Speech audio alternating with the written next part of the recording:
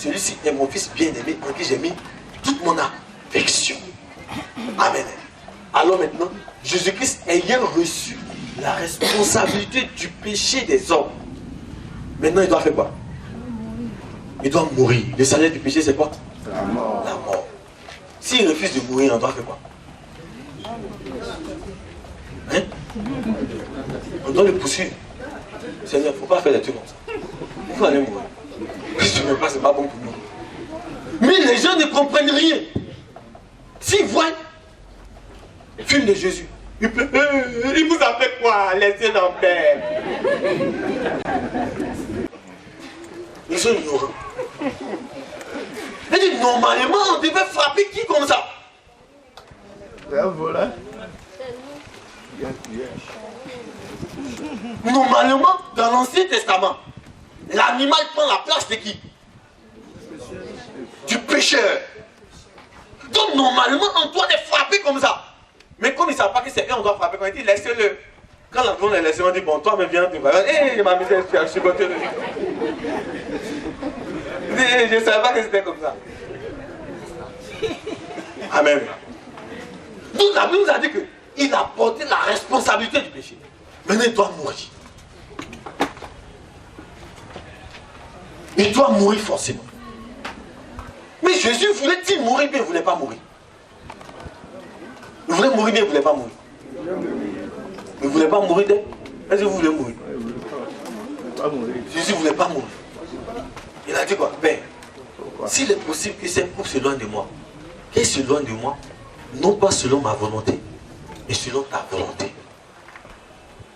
Amen. S'il y a un autre moyen de régler ce problème, il faut régler. Mais pas selon que ma volonté ne soit pas faite. Ta volonté s'en va. La Bible dit qu'il a prié comme ça 3 fois. Mais Dieu voulait qu'il meure. Alors, Jésus-Christ a accepté volontairement d'aller mourir sur la croix. Ponce Pilate l'a rencontré. Ponce Pilate lui a dit que ne sais-tu pas que j'ai le pouvoir de te délivrer? Il lui a dit que tu n'as aucun pouvoir sur moi, si ce n'est celui qui t'est donné par Dieu. Quel était le pouvoir que Dieu avait donné aux hommes? C'était de tuer son pauvre fils unique pour le péché du monde entier. Alors Jésus est parti sur la croix et il a été crucifié sur la croix. Mais avant de mourir, il a dit quoi? Élie, Élie, lama sabachthani. Mon Dieu, pourquoi m'as-tu abandonné? Dieu l'avait abandonné, mais Dieu ne l'avait pas abandonné. Dieu l'a abandonné. La Bible nous a dit que Jésus n'est pas pécheur. Donc il ne peut jamais mentir. Tout ce qui sort de sa bouche, c'est la vérité. Certaines personnes disent que c'est pas il avait peur qu'il a dit ça. Quelqu'un qui n'a pas le péché, comment il peut avoir peur? Ce n'est pas possible. Mais effectivement, Dieu l'a abandonné. Normalement, qui Dieu devait abandonner? Le pécheur. Dieu devait abandonner le pécheur. Puisque Jésus-Christ a porté la responsabilité du péché, Dieu devait l'abandonner comme un pécheur. Amen. La Bible nous a dit que il a crié Élie, Élie, lama sabachthani. Mon Dieu, pourquoi m'as-tu abandonné? Le cri que Jésus-Christ a fait sortir de sa bouche était la preuve qu'il avait porté la responsabilité du péché du monde. Pourquoi? Le seul juste venait d'être abandonné par Dieu. Isaïe chapitre 59, verset 1 à 2. La main de l'Éternel n'est pas trop courte pour sauver, son oreille trop dure pour entendre, mais le péché est une séparation avec Dieu. Puisqu'il avait porté le péché, Dieu devait se séparer de lui pour pouvoir attraper qui? Le monde entier. Puisque la responsabilité du péché est tombée sur Jésus, en ce moment, qui est devenu juste? Le monde entier. En ce moment, Dieu pouvait attraper le monde entier. Amen. Et quand Dieu a tenu le monde entier, Jésus-Christ a dit quoi? Tout est accompli. Maintenant, il a accompli la mission qu'il était venu faire. La Bible nous a dit que, dans le livre de Matthieu, chapitre 1, verset 21, il sauvera son peuple de ses péchés. Donc, il était venu accomplir ça. Et la Bible nous a dit que pendant 3 jours, il a séjourné dans le séjour des morts. En enfer. Normalement, qui devait aller là-bas? Non. Et le 3e jour, il est ressuscité. Il est allé au ciel.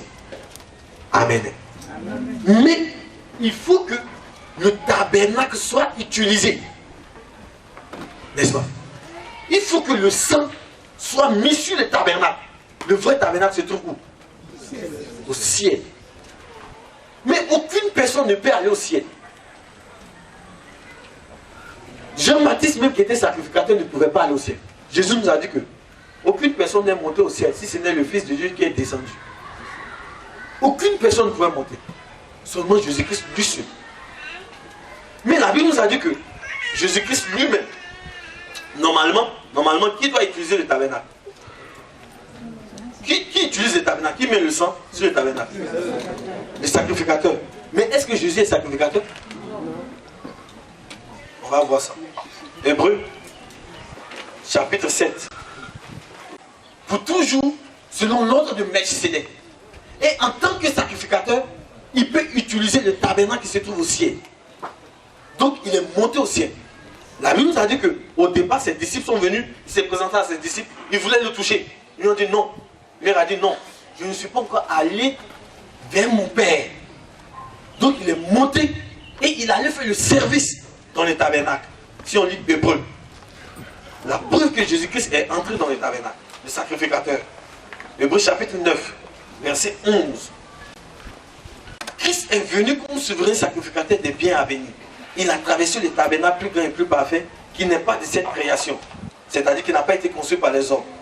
Il est entré une fois pour toutes dans le lieu très saint, non avec le sang des boucs et des veaux, mais avec son propre sang, ayant obtenu une rédemption éternelle. Ça veut dire quoi? C'est-à-dire qu'il est ressuscité, il est allé au ciel avec son propre sang. Et puis il est rentré dans le tabernacle. Et puis il a mis sur les cordes. Les cordes de l'autel des holocaustes. Il a versé son propre sang sur les cordes de l'autel des holocaustes. Et il a obtenu une rédemption éternelle. Amen. C'est-à-dire, normalement, comment Dieu fait pour savoir qu'un homme est pécheur? Dieu regarde nous. Sur le compte de l'autel des holocaustes, c'est ici qu'est écrit le péché de l'homme. Mais la Bible nous a dit que Jésus est venu et puis il a pris son sang, il a versé ça sur le compte de l'autel. Hébreux chapitre 9 verset 22 nous a dit que sans effusion de sang, il n'y a pas de pardon. Parce que tout d'après la loi est purifié avec le sang. Le sang purifie le péché. Donc il a versé son sang sur les 4 comptes de l'autel des holocaustes. Maintenant, il faut que le sang soit versé où? Attends. Non. Dans le cœur. Amen. On versait partir dans l'Ancien Testament pour représenter quoi? Le cœur. À quel moment le sang peut rentrer dans le cœur? Et on va lire Romains chapitre 10, verset 10. Si maintenant Christ a versé son sang, si Christ a versé son sang sur les comptes des autels des holocaustes, normalement tous les péchés des hommes sont effacés. Tout est effacé. Maintenant, il reste le péché qui se trouve dans le cœur. Maintenant, comment le péché qui se trouve dans le cœur peut être effacé? C'est en croyant. La Bible nous a dit, c'est en croyant du cœur qu'on parvient à quoi? À la justice. Ça veut dire que celui qui croit dans son cœur devient juste. Pourquoi? Celui qui croit dans son cœur, Jésus-Christ entre dans son cœur et puis il verse son sang dans son cœur. Et puis cet homme devient juste. Et puis il confesse de sa bouche. En ce moment, il parvient au salut. Ça veut dire quoi? Il dit que je suis juste.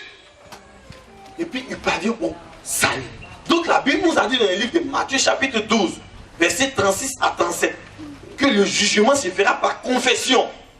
Matthieu 12, verset 36 à 37. Matthieu 12, 36, 37. On a regardé le sketch tout à l'heure. Une personne vient devant Dieu. Dieu va demander, tu es juste, mais tu es pécheur. Seigneur, je suis pécheur. Maintenant et à l'heure de ma mort. Dieu lui-même va dire Amen. Donc, la parole t'a condamné. Va en enfer. Le jour du jugement, les hommes rendront compte de toute parole vaine qu'ils auront proférée. Par tes paroles, tu seras condamné. Par tes paroles, tu seras justifié. Donc maintenant, Dieu demande personne. Tu es juste bien tes pécheurs. C'est quelqu'un qui était sur la terre, vraiment, j'ai fait beaucoup de bêtises, je reconnais. Je suis pauvre pécheur. C'est bien mon fils, va en enfer. Une autre personne, tu es juste bien tes pécheurs. C'est je suis juste. Pourquoi tu dis que tu es juste? Quand j'étais sur la terre, j'ai jeûné. Vraiment, je me suis forcé, j'ai respecté les commandements. Ce n'est pas comme ça, on devient juste. Va en enfer. Tu es pécheur. Et puis, il tombe sur moi. Mon fils, tu es juste bien tes pécheurs. Seigneur, je suis juste. Pourquoi tu dis que tu es juste? À travers l'offrande du corps de Jésus-Christ, tous mes péchés sont tombés sur Jésus-Christ. Et par ça, en vertu de ça, je proclame que je suis juste devant toi. C'est bien mon fils. Va au paradis. Nous sommes sanctifiés par l'offrande du corps de Jésus-Christ. Sanctifié, ça vient de quel mot? Sanctifié. Ça vient de devenir saint. En vertu de cette volonté, quelle volonté? Quand Jésus-Christ devait mourir, il a dit, Père, s'il est possible que cette couche s'éloigne de moi, non pas selon ma volonté, mais selon ta volonté. Quelle était la volonté de Dieu? La volonté de Dieu, c'était que Jésus-Christ meure pour le péché du monde entier. Et la Bible nous a dit qu'en vertu de cette volonté, nous sommes devenus saints une fois pour toutes par l'offrande du corps de Jésus-Christ. Ça veut dire que nous sommes saints combien de temps? Pour toujours. Amen.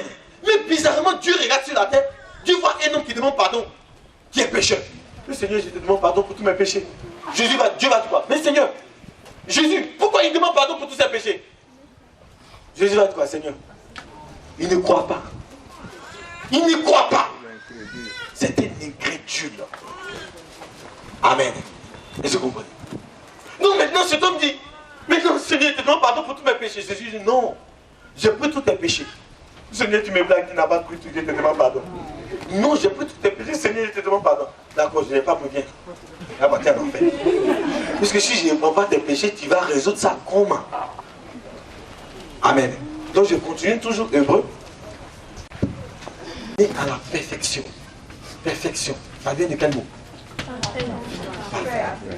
Par une seule offrande, il a rendu parfait. Parfait pour toujours. Ceux qui sont sanctifiés. Ceux qui sont devenus saints, il les a rendus parfaits. Amen. Et nous continuons toujours. Hébreu chapitre 10 toujours. Ce n'est pas moi qui dis ça, hein. C'est Dieu lui-même. C'est ce que le Saint-Esprit nous atteste aussi. Après avoir dit, voici l'alliance que je ferai avec eux. Après ces jours-là, dit le Seigneur, je mettrai mes lois dans leur cœur et je les écrirai dans leur esprit. Et il ajoute, je ne me souviendrai plus de leurs péchés ni de leurs iniquités. Amen. Et puis la Bible nous a dit que Dieu lui-même dit, je ne me souviens plus de leurs péchés ni de leurs iniquités. Mais une personne sur la terre dit que Seigneur, je te demande pardon. Dieu dit que non, je ne me souviens pas. Non, Seigneur, tu te souviens, je te demande pardon. Non, je ne me souviens pas. Je dis à tout fait, je ne me souviens pas. Non, Seigneur, tu te souviens, je te demande pardon. Oui, je me souviens. Ah, je vois. La dernière fois que tu as fait ça, va en enfer. S'il doit se souvenir, tu dois partir en enfer. Amen. Donc, maintenant on finit. Hébreu chapitre 11 toujours. Hébreu chapitre 10, verset maintenant 18. Or, là où il y a pardon du péché, il n'y a plus d'offrande pour le péché. Si Dieu a déjà fait son pardon pour le péché, il n'y a plus quelque chose qu'on peut faire pour le péché. Amen. Maintenant, si dans ton cœur aujourd'hui, en ayant écouté la parole qui vient dans la Bible, si aujourd'hui, dans ton cœur, tu as cru à 100% que tu es devenu juste devant Dieu, il faut acclamer ce que Jésus a fait pour toi.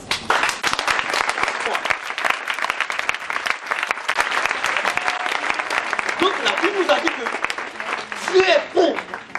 Pourquoi? Dieu qui est bon, c'est Dieu qui travaille pour nous. Mais bizarrement, les gens vous enseignent Dieu pour qui vous devez travailler. Entre vous et Dieu, qui doit travailler pour quelqu'un? Dieu veut tout faire pour vous. Mais bizarrement, tous les hommes veulent faire quelque chose pour Dieu. Vous pouvez faire quoi pour Dieu? Qu'est-ce que vous pouvez faire? Et tous les jours, vous péchez seulement. Vous mentez seulement. Amen. Mais vous comprenez.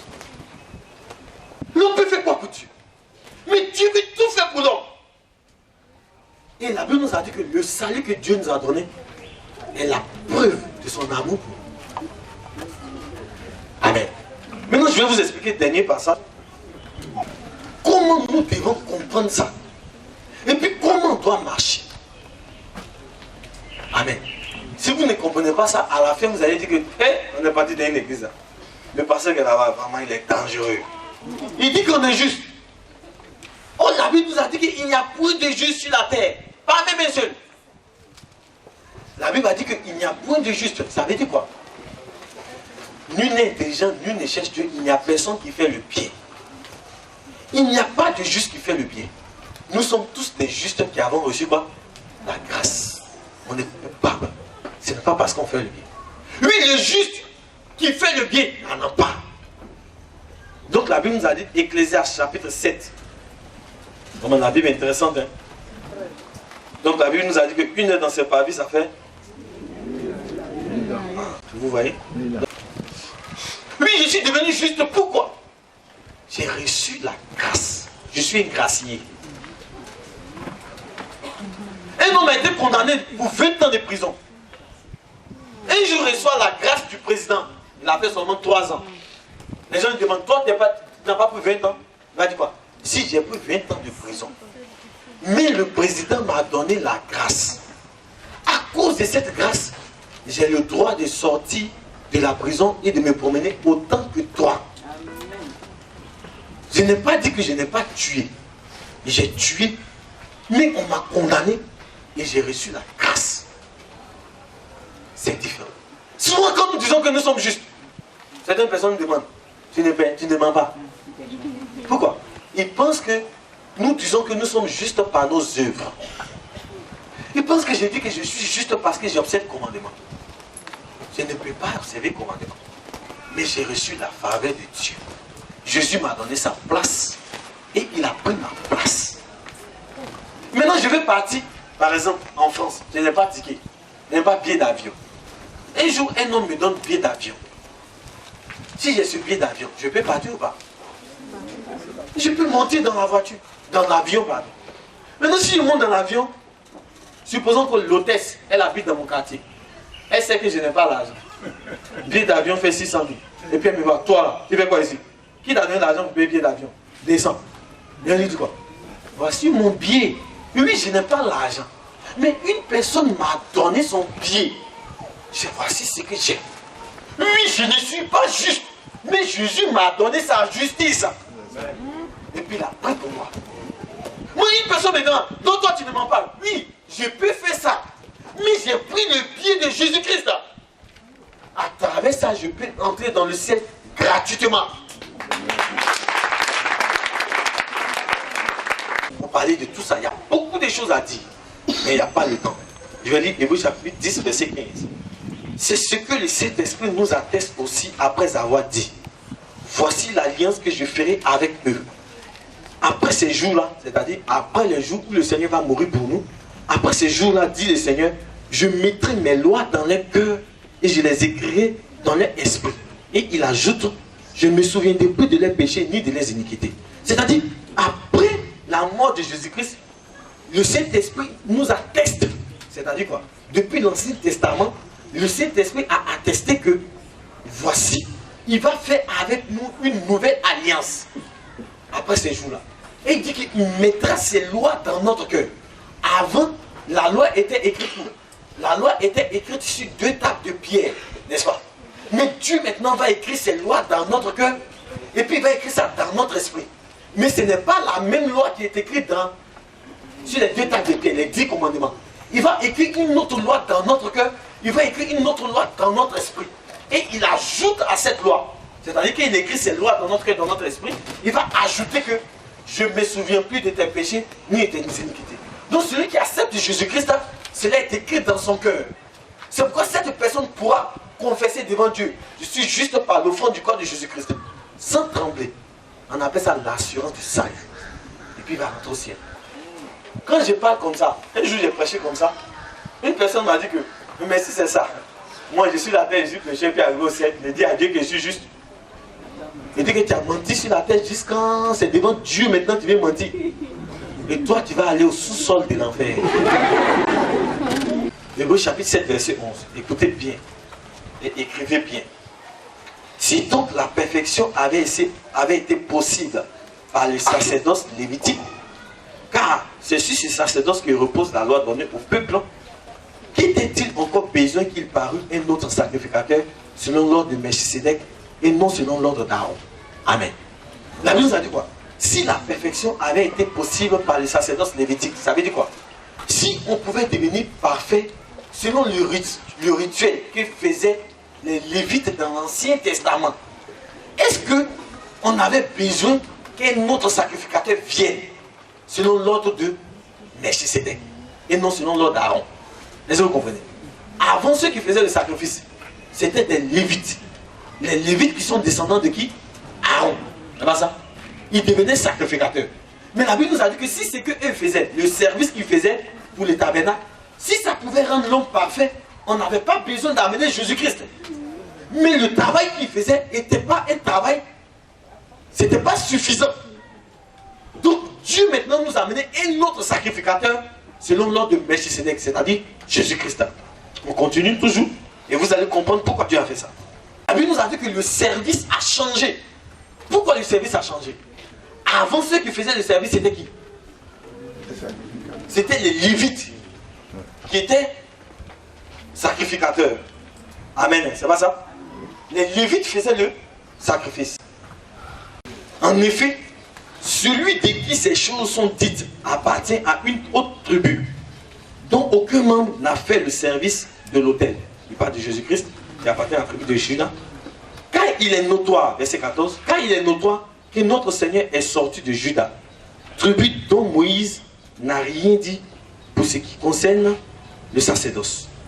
Cela devient plus évident encore quand il paraît un autre sacrificateur à la ressemblance de Melchisédek, institué non d'après la loi d'une ordonnance charnelle, mais selon la puissance d'une vie impérissable. Amen.